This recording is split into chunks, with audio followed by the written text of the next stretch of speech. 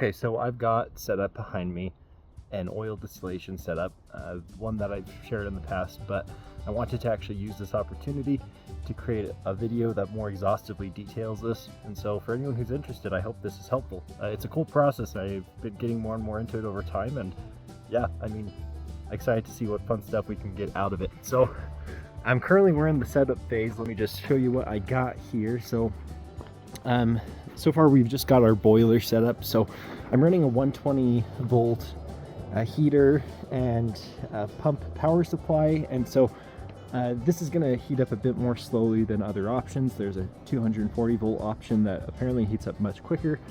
And so usually what I do while I'm getting everything else set up here is I hook the boiler up and I get the water going there first. So it's actually already pretty hot there.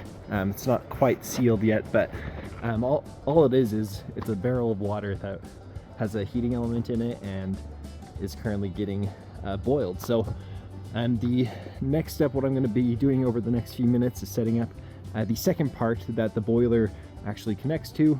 So that will receive steam from the boiler, and it's inside this chamber that we're actually gonna dump the lavender. So yeah, we're distilling lavender today. Hopefully I'll be able to get on to distilling other things, because I'm already getting sick of the smell of lavender. The entire house smells like laundry detergent. So after this, my plan is to move on to more fruity oils. So like lemon and orange oil is my next project. So we'll see how that goes. But basically the way that this goes is you have a little cage here, and I'm gonna go and simply put the cage, simply put the cage inside of this. Oh, you know what?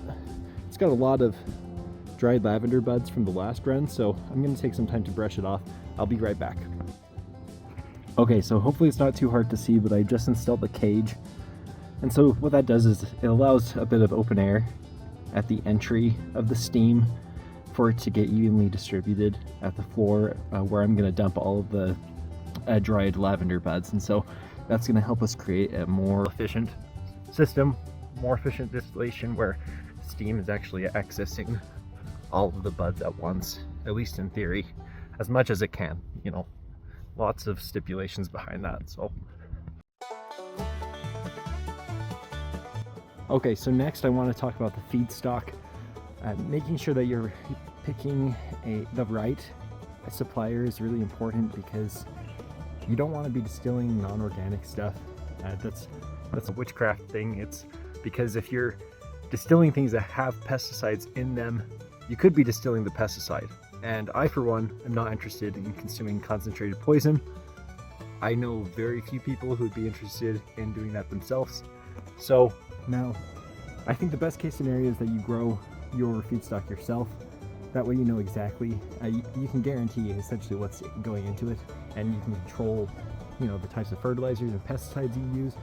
But if you don't have that as an option, which I don't, then I would recommend using something that's at least organic, as FDA organic or USDA organic certified, as well as you know, culinary approved stuff. So that's what this is. You can simply get it off of Amazon.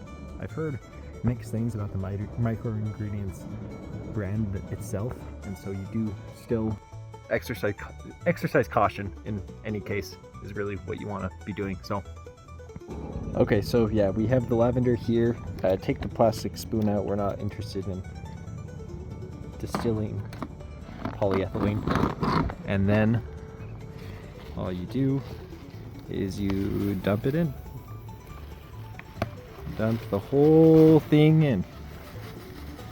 Make it rain, you know, as the kids say.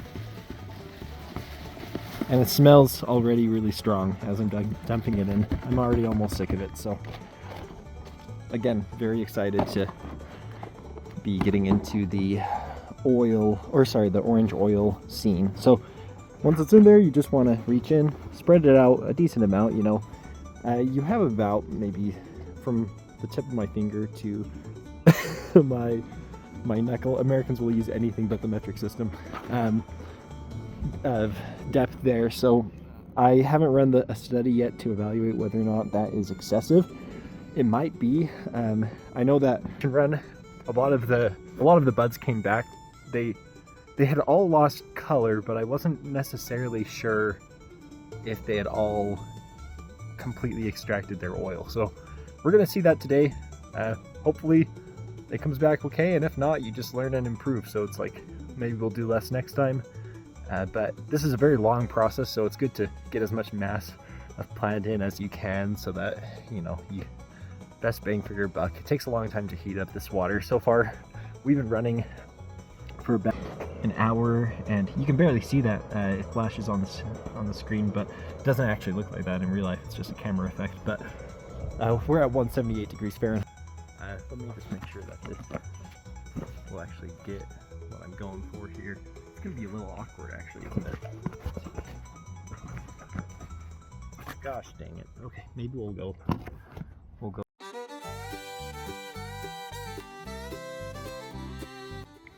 Okay, so now I'm gonna complete the rest of the setup. I've got my gloves on because it's gonna be pretty hot handling the metal that directly connected to the boiler right now. So safety first. And the other thing is, like, you want to make sure if you're doing a steam distillation, just accounting for potential high pressures of steam. This equipment's only rated for 5 psi. A lot of experiments or processes run at like 10 or 15 psi for lavender oil extraction, but you end up getting, I mean, I haven't noticed a significant impact on the yields that way. It still boils out anyways, so probably not a huge concern. But you just want to make sure, you know, you're mindful of that. Make sure your fittings are tight and that you're not gonna risk blowing yourself up in the face with oil. So, or more with a steam would be the issue there. So there's not enough oil to really burn you.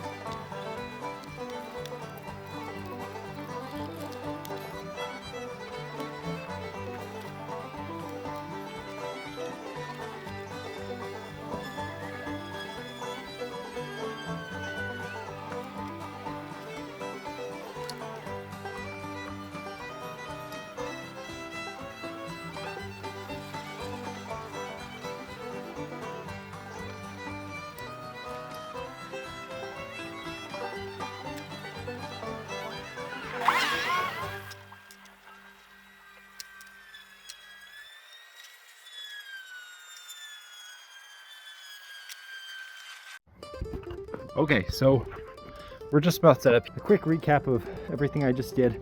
So I've kept the boiler separated while I set everything else up, just so that I can make sure, for sure, that there weren't any leaks going on. So I tightened my fittings, and so what's going to happen is the steam is going to feed through this pipe. It's going to access the lavender buds, and then it's going to break down those lavender buds and carry the oil with the steam up through here. And this viewing glass will just enable us to see when exactly we're seeing significant steam flow through here. It's going to flow up through here, and then it's going to go through this condenser. And so I've got a pump here in some ice water.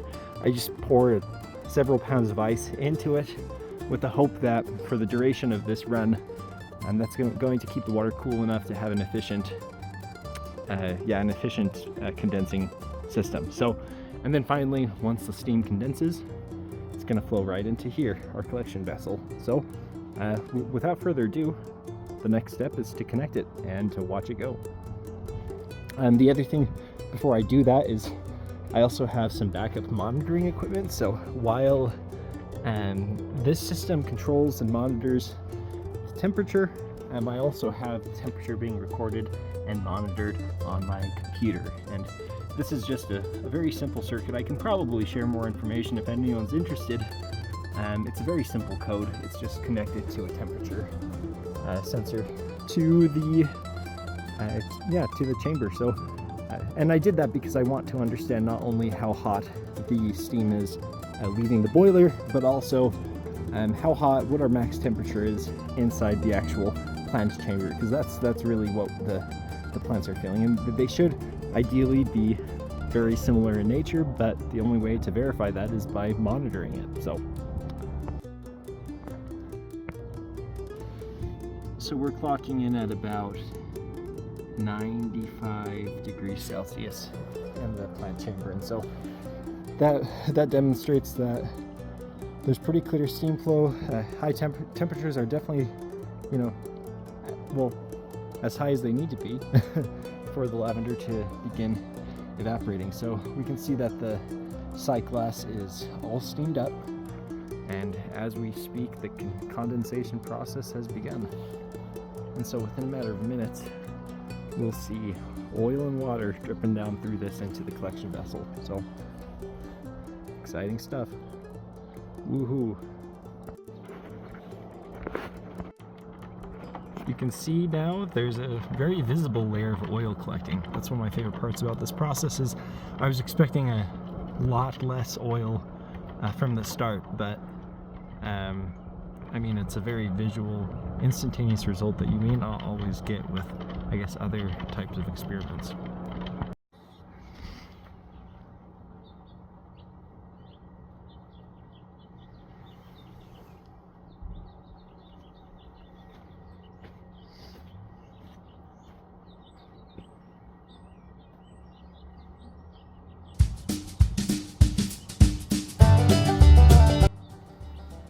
Okay, so here is the final result. We have a to be determined volume of essential oil collected, but that thin layer at the top is probably going to yield about 4 to 5 vials of lavender essential oil.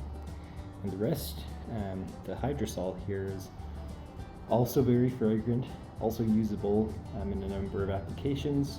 I've heard people use it for culinary, but I don't really like the taste of flowers, so I've heard other people using it as a cleaning product, so we're trying to figure out what exactly we're going to do with it. But yes, very interesting.